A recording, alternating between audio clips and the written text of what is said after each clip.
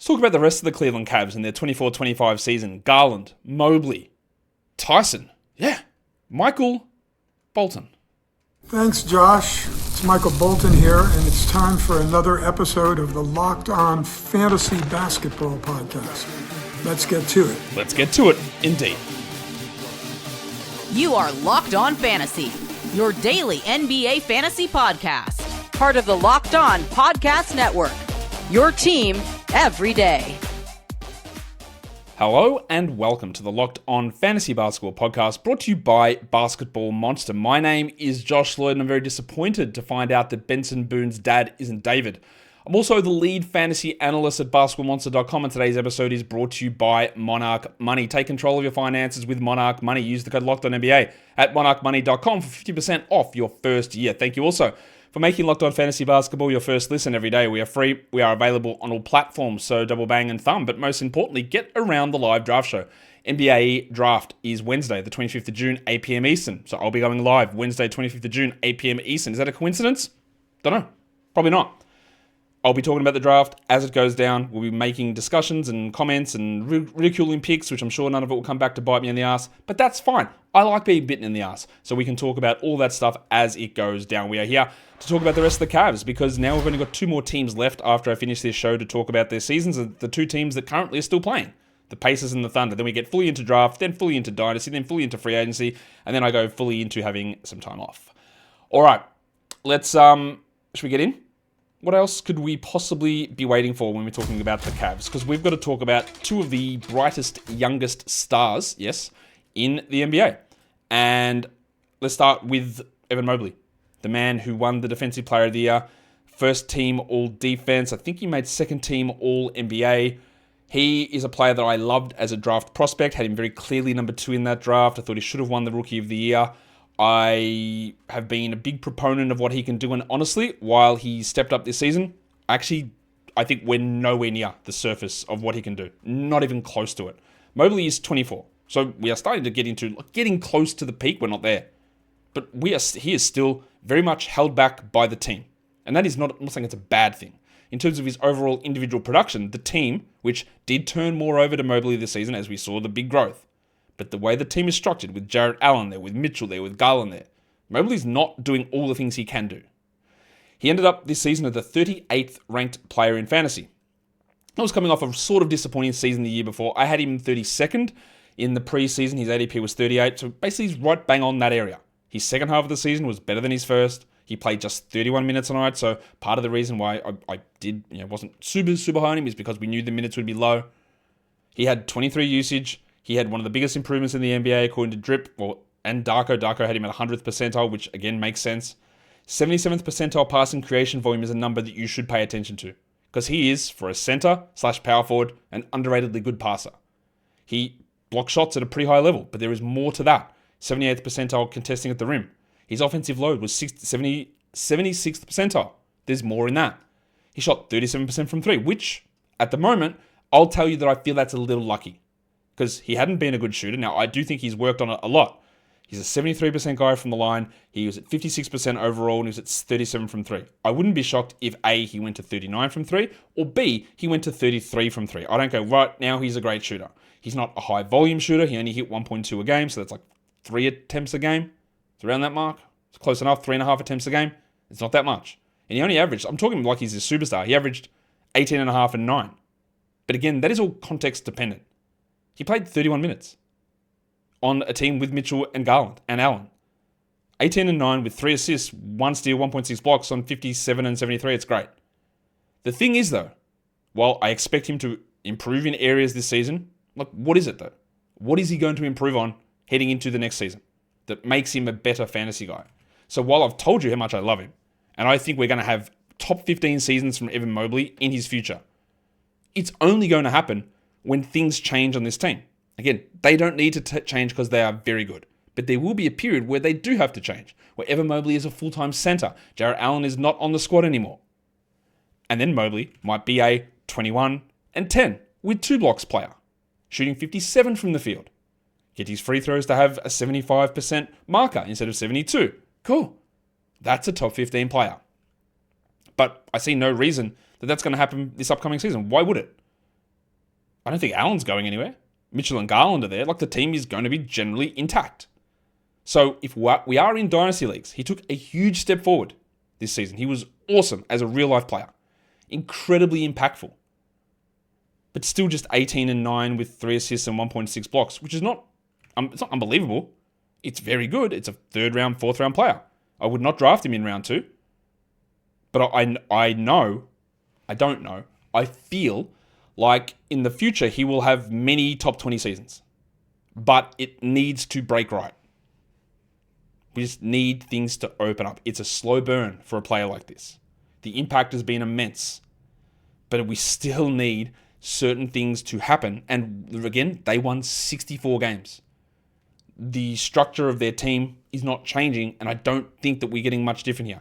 Could we see a further evolution in Mobley where he gets a half an assist extra? He takes 1 extra shot and averages 19.5 points. Could he block 2.2 shots more? Maybe. Would that justify reaching into the top 25 for him? I don't think so. Yahoo total 9-cat rankings have him 20th. We do not draft him in round 2, though. I don't think there's any point in that. Again, he is very good. He is one of my favorite players. But drafting him in round 2 provides no upside, no return on investment at all. He is a round 3 to round 4 player because the impediments that keep him from being a top 20 guy, which I firmly believe he is in the future, all those impediments remain. Now, maybe there is just a huge change of heart from Kenny Atkinson. Doubt it. So while this is why holding multiple thoughts about players and draft strategy and fantasy is important, we can love Evan Mobley. You might not. You might not love him. That's okay. You might love him and go, wow, this guy's great. I think he deserves to be considered a top 20 player. But how? Unless it's in 2 years' time and a lot has changed, how does he get there? Does we all of a sudden get him as a 26 usage player when Mitchell and Garland are on the team and a full season of DeAndre Hunter? Does he average 2 blocks a game and 11 rebounds while Jarrett Allen is there? Not to say that he's not better than those guys, but it's about maximizing everybody's strengths to give you a 64-win team. So while, again, it's holding the thought, love Mobley, top 15 dynasty guy, easily will have multiple of these seasons. Just not in 25, 26, I don't think. But if you just always want to bet on talent and ability, it's all there for him. Again, circumstance just makes it a little bit harder. Interesting season from Darius Garland. He was disappointing the year before.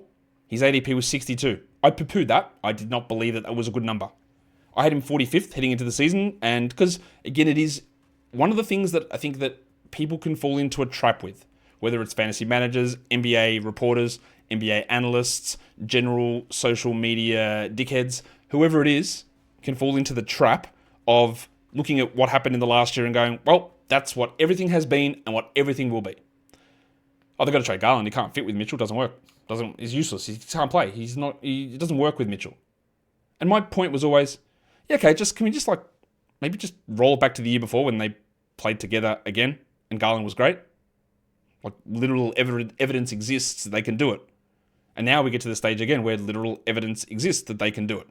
Garland's previous season, I think, was ruined by that broken jaw and a few other injuries from some hard falls. And this season, he was relatively healthy until he wasn't.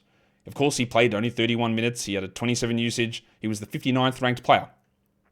He was 30th before the deadline. And guess what? After the deadline, a few little niggling injuries appeared. He was 82nd. And now, toe surgery is going to slow him down. So, while I really like Darius Garland, I think there were plenty of periods during last season that he was the best Cav. Better than Mitchell, better than Mobley. His passing is great. His shooting is incredibly strong. He's a great free throw guy, a great 3-point guy. His 2-point numbers were awesome. 7 assists, great. He's not a good rebounder. He's a very good player. But now, heading into the season with another injury, knowing how badly injuries impact him, and I'm not saying that he's injury prone, that's not what I'm trying to say here, that he's always going to get hurt. I'm saying that when he does get hurt, his play suffers a lot. And I'd like to be proven wrong on this, but when he is hurt, he finds it hard to get everything out of his game the way other players can. So heading into the season, even though, again, look, he was pre-deadline 30th. He was an easy third round sort of a guy. His Yahoo 9Cat ranking has him total at 31st. There's almost no shot that I would draft him in round 3. Probably don't think I would do it in round 4, honestly, because I love Darius Garland. They're going to be cautious with him. And if he's just not on, then he doesn't hit 4th round numbers. So in all likelihood, I just won't be able to draft Darius Garland anywhere, and I drafted him in leagues last season a lot because, again, I was higher on him than others. But this is shaping up to be a less optimal scenario, I think. He is 25, though. And if there are rumors of trades and he does get traded and he gets to be a 34-minute-a-night player and he gets to be a 24 points with 8 assist player, that's a top 20 guy. So much like Mobley, the future of the Cavs is Garland Mobley. That's their future. And if things change around where those guys have to do a lot more, you're talking 2 top 20 players. Firmly believe it. Garland could easily be on a new team doing it, but this is where that value is. But I have no reason to believe at all that Garland will produce those sort of numbers this upcoming season. There's no reason at all to think that I will be interested in him as a top 20 or top 30 or honestly even top 40 player heading into the coming season. I'll have to see how it all projects out. But with the doubts around the injury, I don't think I'm in on that sort of area for him. We've got more guys to come back and talk about. Today's episode, though, it is brought to you by Olipop. Olipop is a new kind of soda. It's made for people who love the classic taste of soda, like you. Like you, I'm sure it's like you, like me. But you don't want all that sugar. You want something that supports your health. Well, with Olipop, there's only 2 to 5 grams of sugar in each can, plus 9 grams of prebiotic fiber. Olipop is reimagining soda in a way that is better for your gut. Your traditional sodas, your classic regular Coke, 39 grams of sugar. That's too many. It's a lot, man. That's a lot of sugar. Well, in Olipop, that's not. You're getting 2 to 5. Plus, you've got Oli Smart, a blend that is designed to support digestive and overall health. There are no artificial sweeteners in a can of Olipop either. You crack open a soda, and in the past you go, okay, this is going to taste good. I'm going to get the sugar hit.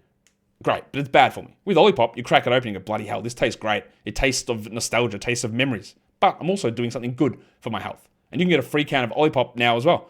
Just buy any 2 cans in-store and they'll reimburse you for 1. Head to drinkolipop.com/LockedOnNBA to claim your free can and to find Olipop near you. That is drinkolipop.com/LockedOnNBA. Okay, we're here talking Cavs. We just had big discussions about 2 guys that I find in similar spots, Evan Mobley and Darius Garland, about my thoughts on their overall ability and my thoughts on their inability to reach their peak ability this season because of circumstance. Similar and different circumstances for both of those players.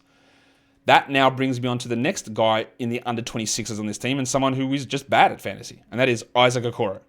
Okoro was a restricted free agent, didn't sign until very late in the process. He was a very high draft pick, obviously, and has just never panned out. One of the reasons he never panned out was he could not shoot. Now, we can look at this and go, well, he shot 37% from 3. That's a pretty good number. Yeah, that is true. I'd love to know how much of that was guarded. I would think most teams are like, Isaac's got it. Who cares? Let him shoot. He only played 19 minutes. He had a 12.5% usage. He was the 351st ranked player. He's not an on-ball guy. He's not a usage guy. He's okay at passing. In the past, he's another one of those great studies in context around fantasy, context around breakouts, because there were times in the past, in his rookie season or second season, when the Cavs weren't very good, and there were periods when someone would go down and Okoro would step up into a larger role, and we'd see random big games like, ooh, breakout's coming. Look at that. Okoro's figured it out. He's generating all these numbers, and we love the stuff that he's doing. It's so impressive to us that these numbers he's giving us. Like, if I go back to some of his years, there was a 20-5 game with 5 assists in 39 minutes in 2022. Backed it up with 17-5 and 1 with 3 threes. It's great. A couple of 4 steal games in there. But it's context related. When your team is bad, you're doing it in March and April, you got to always look at this and go, is this the guy that makes sense? Like, look at his rookie season. The end of his rookie season, 32-3-6. 7-2-3, that's bad. 15-5-1, 12-1-1, 23-10-4, 15-6-6, 17-6-5, 18 with 2 threes. Like, cool. But they were all games where the usage was bumped way up because players were out. He was doing what he wanted. But when you get to the stage, again, the great leveler or the great explainer, get him on a good team, and no one wants him doing those things. So he didn't. I also think that we are now 5 years into Isaac Okoro's career, that if he was traded onto a bad team, he wouldn't do that stuff either. He's found his niche and his role as a defensive wing who is still pretty good defensively but doesn't necessarily generate big defensive stats, who doesn't really have a strong place on this squad, and is not likely to be any sort of level of high-level fantasy contributor. So Okoro's around. He's still useful to chuck out as a defender, spot starter, but we're just never going to be interested in him in any sort of fantasy capacity. It's a little bit different for Craig Porter for a couple of reasons. Started out his career as a two-way guy on a team that was pretty good, the JB Bickerstaff-led Cavs, but then they had the injuries, where Garland was out and Porter had to start games. He was on a two-way, they converted him to a full-time contract, all very well and good. But he is old. And by old, I don't mean he's LeBron or Al Horford, but he's played 2 years and he's 25. And this season, the role just wasn't there. Again, predictably so, but the role wasn't there. You had Garland, Mitchell, then you had Jerome, you had LeVert. Where was Porter going to play? Porter's strength is he is a Derek White sort of a player. As in, wow, you are blocking a lot of shots as a point guard. That's a lot of steals. But can he shoot? And I don't even know if I know the answer to this, because he hit 44% on his threes this season. And that feels incredibly fake. He played just 10 minutes a game. I don't buy that he's a good shooter. But even his steal rate and his block rate weren't really where they needed to be. He played 10 minutes a game. Well, that's not true. Block rate, pretty good. 0.9 blocks per 30 minutes, fine. But 0.9 steals, not really there. 3 or 4 assists is not bad. But again, it's hard to get those numbers when you're 4th, 5th, 6th in the pecking order offensively. If Craig Porter was heading in and he was 22 this season and had 2 years in the NBA and shown those flashes, I'd be like, all right, there is something that's going to pop at some point. And I still think he can have a run as a backup point guard. In the NBA, maybe as a starter. It would require a lot. I'd need to have a lot of more faith in his shooting. I think defensively he's really good. But he's a bit undersized. The passing's not incisive. He's a smart, good defensive player. And there will be times where he is much better than what he was this season. Which was, obviously very quite poor. He averaged, for 8.5 fantasy points? He played 10 minutes a night. I like him long-term for Dynasty, but our ceiling for him is, hey, can he be a top 200 player? 175 at best, in the right circumstance. The blocks, the steals, the assists are solid. The threes might get there, but didn't hit his free throws. Overall, the offense is the part that is the worry for Craig Porter. I actually have a little bit more faith in the next guy, and that's Jaylon Tyson, the Cavs' first-round pick from this past season. But once he was picked, I loved the game of Jaylon Tyson from a fantasy point of view coming out of the draft. But I hated the circumstance. I hated the team he was going to, because where would he play? One of the hopes I had from him when talking Dynasty about the Cavs was that Caris LeVert was an unrestricted free agent. He was an expiring contract. And then if Tyson did enough as a rookie, he could step into LeVert's role in year 2, or work towards that, because LeVert would be unrestricted. They'd let him go. Unfortunately, the Cavs traded LeVert away and brought back DeAndre Hunter. So that rotation spot that LeVert was holding doesn't exist anymore. The one that I thought Tyson could step into. Tyson is sort of a big-ish point guard. He averaged 0.9 assists in 10 minutes. That's not great. All right. Nothing that he did was awesome this season. 79 from the line is fine. 35 from 3 is fine. He's a decent usage player, but not a high usage player. But I thought, again, this is where we can talk about numbers and analytics, but also just eye test, is that when he played, and I'm not going to lie, as many eye test watchers will tell you, I'm not going to lie and tell you that I saw every game that Jaylon Tyson played. I didn't. That's just clearly a lie. I didn't do that. But I saw enough of it, backed up with the numbers, backed up with my previous thoughts on him, to go, okay, he's not out of place here. He can be a wing who handles the ball, who passes, who might be able to shoot, who can defend a bit. It's a useful rotation piece. I wouldn't be surprised if there's a big step forward in his overall play next season, but unless like Sam Merrill and Ty Jerome leave in free agency, where are the minutes? Who does he play in front of? I think year 3 is probably a more realistic expectation for Tyson to be a contributing player. But for a rookie that played 10 minutes a game, didn't even get to 500 total minutes, I've got quite a bit of faith in him being a useful enough player who has multiple top 200 fantasy seasons and maybe even gets a top 151 in there somewhere. As a points, rebounds, assists, threes, steals player. And I think he's going to be able to hit free throws pretty well as well. It's a bit of a long shot, but there were enough little flashes for me with Tyson to get interested. We've got a few more guys we're going to come back and talk about, but today's episode is also brought to you by Monarch Money. Do you ever check in on your bank account and wonder where the money went? Well, between dining out, online shopping, entertainment, you can lose track of that stuff really easy. That's where Monarch Money comes in. It's your personal CFO, giving you full visibility and control over your finances. But it's not just a budgeting app. It works as a budgeting app. You can budget on Monarch Money, no problem. It's a way, though, to build all of your financial wealth. It's a financial command center. Track all of your accounts, all of your investments in the one spot. Track that spending, plus plan your long-term goals. When you're using Monarch Money, you can check all of the different things you're spending on. Go, wow, I'm spending too much money on that. Spending too much money on that. Maybe I need to cut down here. And then if you save this much money, we can do this. All that planning, you can share that with a partner as well. So take control of your finances with Monarch Money. Use the code LOCKEDONNBA at monarchmoney.com for 50% off your first year. That is monarchmoney.com. The code is LOCKEDONNBA for half off your first year. Okay, let's finish off these Cavs under 26 players. Not many high value guys really left to talk about. Let's talk about a two-way guy, Nae'Qwan Tomlin. Goated name. Tomlin, I believe he started the season. Oh, no, you know what? I thought he started the season somewhere else. That was someone different. That was Daquan Plowden, my bad. So Tomlin was someone who I had a little bit of interest in coming out of the draft. We didn't really see much from him, although I will say this. He only played 5 games in 13 minutes, but 26 usage, 7 points. That's eye-opening. That's a lot of usage. That's decent scoring for those low minutes. He averaged 4 rebounds in that time as well. But these numbers are so low. This playing time is so low that how do we judge this? He's also 24 as a rookie on a two-way. Now, he is on a 2-year two-way, so we'll be back again next season. I think he's worth continuing to develop and see where he gets, as a replacement for a Javonte Green sort of a guy. He only shot 20% on threes, so I'm not going to get super excited about that.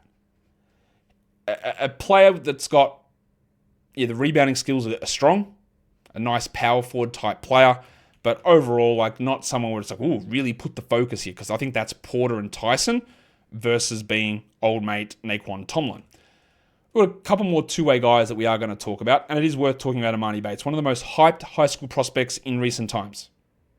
And then went to college and was honestly dreadful. And then went to Eastern Michigan College in his second year and had some moments with really high usage stuff and scored well. But, at the moment, he's a 6'9", 6'10", small forward, power forward who shoots, and that's it. He doesn't do anything else. He played 7 minutes a game in 10 games. And I know, again, Shaq, I know you're watching. You're going to come out here and say that the Cavs are idiots for not playing him. Yeah. The 64-win team should have played Emoni Bates more. That would have helped a lot. This guy is bad. He's got value as a shooter, shooting 37% from 3. Right, that is true. But look at him in the G League. He averaged 17 points in 31 minutes. He shot 38 from the field. He shot 33 from 3 on 10 attempts a game. He averaged 0.4 steals. He averaged 2 assists. These are bad numbers. Emoni Bates is not an NBA caliber player. Simple as that. We know the pedigree from when he was 15 years old. He was discussed I believe he was in the Chet Holmgren class. He was considered that level. Hasn't worked. He doesn't play high level NBA basketball. And he's not good enough of a shooter to make the other stuff work aroundable. He's no good. Don't think he'll be in the NBA next season. And as much as Luke Travers has an amazing aesthetic, mullet, mustache, all that stuff is great, I'm not sure he's going to be really hanging around in the NBA either. Travers was drafted 2 years ago, came across this year on a two-way.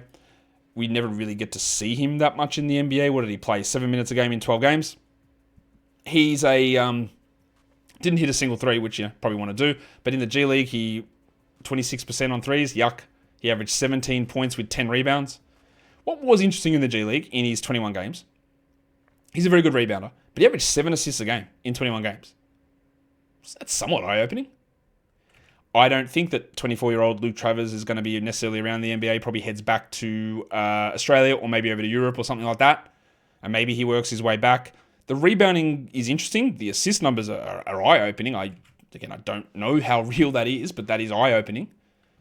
But overall, I don't know how much we've seen to get us excited. He also averaged 1.5 steals and 1.2 blocks in his time in the G League this season, which again are really strong numbers. But no one should be looking at that as any sort of level of exciting for Luke Travers and his future in the NBA and future fantasy prospects. And that's the Cavs. And now we wait for Game 7, coming tomorrow. And we see who wins the NBA title. I still think it's going to be the Thunder. My original pick for this series was Thunder in 6. That's out the window.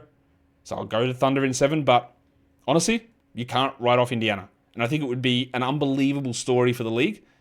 As good as it is for the Thunder and what they've been able to do, it's a great story too. To have a team like the Pacers come from absolutely nowhere to win would be just... And what it would do for the way that NBA teams build and attack off seasons, where they go, why can't we do that? Let's put a bunch of guys who bust their asses, who play incredibly hard, who play the right way, who sacrifice. Let's do it. We've got a chance. Because that's exactly what Indiana has done every step of the way. And now there's one to go. I'm not rooting for either team. I just think it'll be interesting to see how it's received if Indiana wins. Hit the subscribe button on the video. Remember, live draft show Wednesday, 25th of June. That's this Wednesday, 8 p.m. Eastern. Guys, we are done here. Thank you so much for listening, everyone. See ya.